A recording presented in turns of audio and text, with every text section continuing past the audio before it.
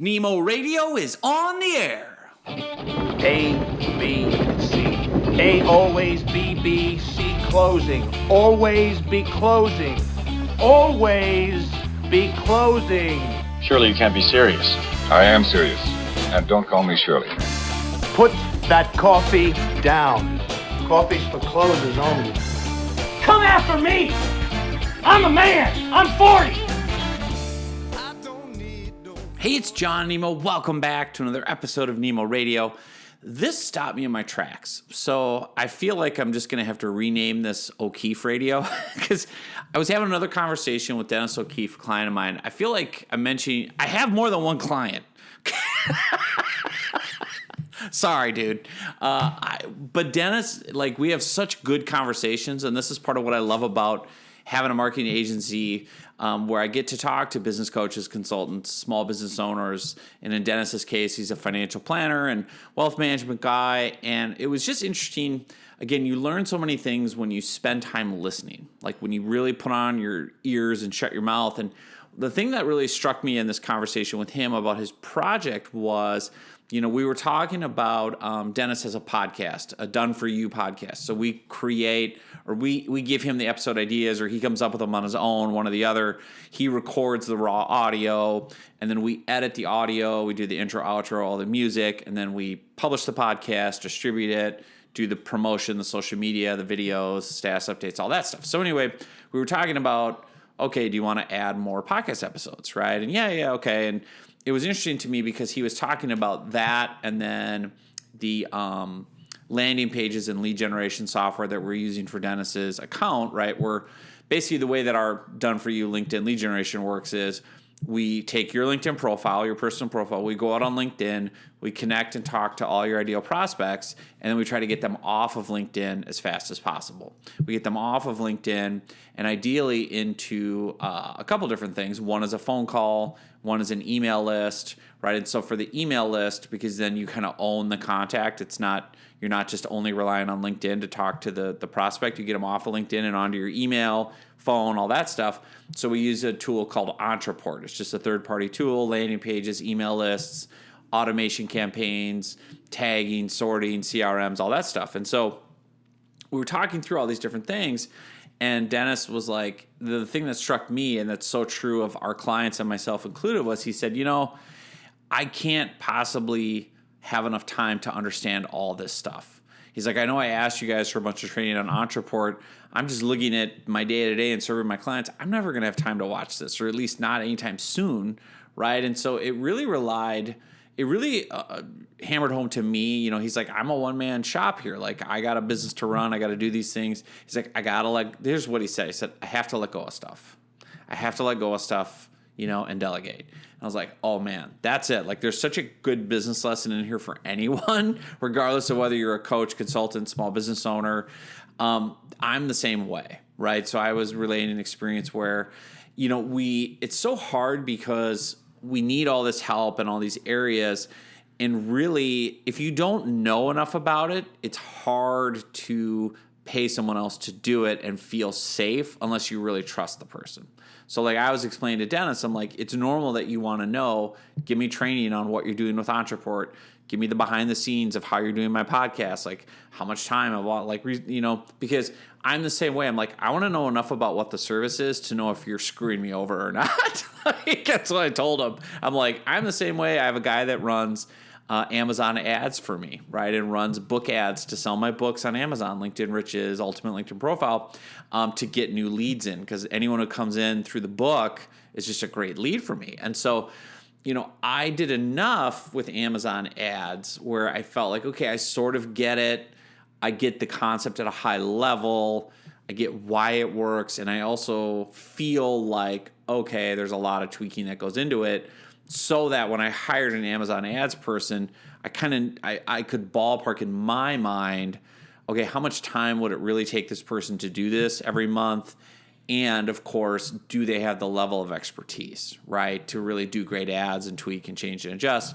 And of course, at the end of the day, you're always looking at the results. Like, did I sell more books or not, right? And does the person communicate well with me? And in this case, yeah, my Amazon ads guy is amazing. Every week, I get a video update, shows me the numbers. Here's what's working. Here's what's not working. Here's what I'm going to do. Here's what I'm going to test. Here's what I'm going to tweak. Here's what I'm going to adjust. What do you think of this? And so I like that relationship, and that's really smart. And he does it on video. So and I'm speaking from a client point of view for a vendor of mine.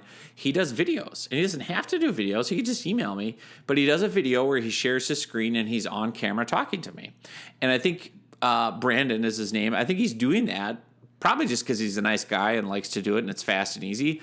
But maybe he's super calculating, but like, it helps me remember, oh yeah, that's Brandon. I can see him. I can hear him. I can look him in the eye. I can feel his personality through the camera. And he's showing me all the data. Like, it makes it more likable, accountable, credible, trustworthy. And that's like, what do you call it? FaceTime with clients, right? But again, you don't have to do it live. He can do it when it's convenient to him. He can make me a video at 2 a.m, but I just watch it the next day and feel like, oh, good. He's thinking of me, he's looking at me, he's talking to me, and I'm seeing the data. And so I think kind of lesson one for all of us is if you're on the vendor side of this, like I am for Dennis, right, as a LinkedIn lead generation vendor, Done For You podcast vendor, marketing agency vendor, like it's important for him to have that engagement and relationship with myself and my team to feel like, oh yeah, they're thinking of me, they care about me, I can talk to them, we're being straight with each other, and it was funny too, like, remind yourself too, like clients, like we're always going to all check the boxes and make sure we're getting a good deal. And so it was really funny because what I quoted him for a Done For You podcast per episode, he's like, yeah, let's be honest with you. Like, I looked at another company and it was like 4 times more than you. So I was like, I just better shut up and do it. and I was like, well, that's really interesting because I'm really just doing this at cost. I'm not making any profit because I'm playing the long game with you, Dennis, and there's so much more business we can do together. The Done For You podcast is one piece of it. So like, I don't need to like try to make a killing in profit margin on this. I just want to keep serving you, doing things for you, and playing the bigger picture, bigger game, and getting you the wins and keeping you longer term as a client, referrals, and all that stuff. And it's just interesting how when you observe all this, you see what matters. And kind of back to the core lesson of this podcast is you have to delegate and you have to let go of stuff. So maybe it pivots into how do you do that well and feel comfortable? For me, at least, letting go and delegating, especially as a business owner, it's so hard because it's your baby. But I also realize that, and my business coach has been good about this. He's like, that's what holds back someone going from 5 to 6 figures, and especially from 6 to 7 to 8 figures. Like if you still, for example, I run a Done For You marketing agency, okay, and lead generation agency. In the beginning, it was me and one person, right? So I went out, I did all the content and lead generation and marketing and funnels and messaging for Nemo Media Group. I did all the lead qualifying. I did all the sales calls. I closed all the sales calls. I onboarded all the clients. I got them all set up in Basecamp. I then delivered the service. I did all the content. I rewrote the LinkedIn profiles. I wrote the emails. And then I had one other person helping me doing, the day-to-day, like sending the invites and replying to messages and opting people in when they said yes. And so like, then it was really, and I talked to all the clients one-on-one each week, right? Well, is that a sustainable model to grow an agency from 5 to 6 to 7 to 8 figures? Of course not, right?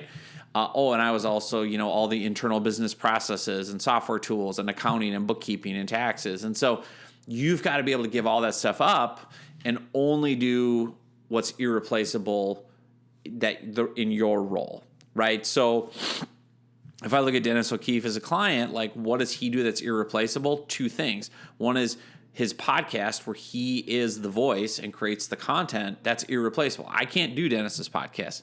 I didn't spend 30 years working with Verizon employees on their retirement and pensions and benefit planning. He did. So he can tell tales from the trenches and interview former clients for this hyper niched podcast he has called The Verizon Guy, where he's on there and it's only really meant for Verizon employees. Sure, there's like general wealth management lessons for anyone, and anyone can listen and get value, but that's the idea. Is like that's an irreplaceable thing only Dennis can do because I can't compete with 30 years of in the trenches experience. Okay, the other thing only Dennis can do is close the leads. They're buying Dennis. They're buying his wealth management expertise. They're trusting Dennis. He can't be like, hey, okay, so glad you're interested. Now talk to my buddy John. He's going to sell you. Like, what? Like, no, you're the expert. So, like, for him, it makes total sense to be like, everything else outside of my business that isn't those two things, I need to delegate. And obviously do it, budget conscious, all that stuff. And I'm the same way with Nemo Media Group. I'm like, what are the irreplaceable things that I can do? One is create content, because again, I'm the face of the brand and the voice of it. You see this a lot with other agencies too. Like, think about Gary Vaynerchuk. He's a very prominent example. Like, you can't open a social media channel and not see or hear Gary V. He has like 7 different businesses now, right? But he doesn't fulfill or deliver any of the service or onboard any of the clients.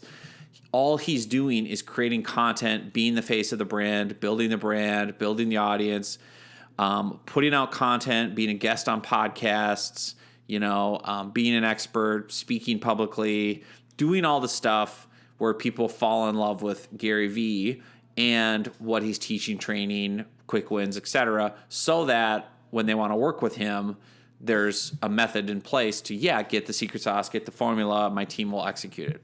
Same with Tony Robbins, right? Tony Robbins, you don't get to like book a one-on-one call with Tony to vet him as a coach, right? Like, his irreplaceable role is putting out the content, delivering the content, being the face of it, writing books, being on podcasts, being a guest. If you want coaching, you're not going to get Tony Robbins, but you're going to get a Tony Robbins certified coach that he personally trained, blah, blah, blah, blah, blah, right? So the idea, though, is for the prospect, you fall in love with Tony, you get to know, like, and trust him, and more importantly, you get to know, like, and trust and believe his methodology, his style, his approach, his strategies, and you feel like, okay, I want to go deeper with your content and all the great stuff, and I like you and like your brand. I feel like it'll be fun to work with you. So then you go into his company. So with Nemo Media Group, that's what I'm trying to do, is like obviously putting my personality out there so that people get to know, like, and trust me and build rapport. And I've got my whole thing where I'm a walking dad joke and a fashion faux pas, and like that's really me. Like, I'm just a goofball. And yet I'm trying to also put out content that demonstrates expertise, gets people quick wins on LinkedIn, helps them get goals, so that if they say, hey, I want to go deeper on using LinkedIn to generate leads, I love your methodology, I've gotten some quick wins, your strategies make total sense, plus I think it'll be really fun to work with you and your company, then they'll sign up. My team will deliver all the services, we'll onboard the client, we'll do all that work. And oh, by the way, as the company owner, you better make darn sure that your company culture and team reflects the brand, right? So like, if my team was suddenly a bunch of, stiff, boring, standoffish kind of people, that would be totally a 180 from my personal brand and the company brand, right? The Nemo Media Group brand, like I had a client say it the other day, he said, we just have fun working with you guys. Like, most importantly, you're delivering and we're making sales and everything. But he's like, we really just enjoy it. Like, your whole team, they're fun, they're self-deprecating, but they're also kicking butt, business, right? Like, we're getting things done, but it doesn't mean we all have to like be formal and, stodgy and whatever. And it's like, that's the brand I've tried to cultivate. And that's the type of client we get. Clients that are like, hey, work hard, play hard, have fun. Doesn't mean we can't laugh and banter and joke on calls, but at the end of the day, we got to get stuff done and deliver, right? So I've intentionally recruited, trained, and built an internal company culture at Nemo Media Group and tried to sustain that and grow it with people understanding, like, hey, this is our deal. Like, we have these core values for our clients, like, make them smile, right? High quality, big impact, like get them big wins, right? All these different things so they can feel like even the team members at Nemo Media Group are like, oh, I get to be myself. Like, that's one of my core selling points of my personal brand is I'm going to give you permission to be yourself. Like, you get to be yourself. I'm going to be out there as a goofball dad wearing popcorn bucket on my head and helping you get leads on LinkedIn. Like, the two, you can do both, right? You can be a human being. And I think the reason that works so well, not just for me, but for our clients, is people are craving authenticity and transparency. So when they're engaging with a perfect stranger on LinkedIn or consuming content from a perfect stranger, yes, they want the tips and quick wins and education, but they also want to get to know you, right? And what's your personality? What's your communication style? What's your backstory? What do you like to do away from work? What are your passions and hobbies? And how does that tie into things? And it's a simple formula for content. Personal story plus business lesson equals the content. So bring in your personality and personal stories to illustrate content, just like I'm illustrating the lesson of this podcast with a personal story. Personal story, I had a conversation with a client, Dennis O'Keefe.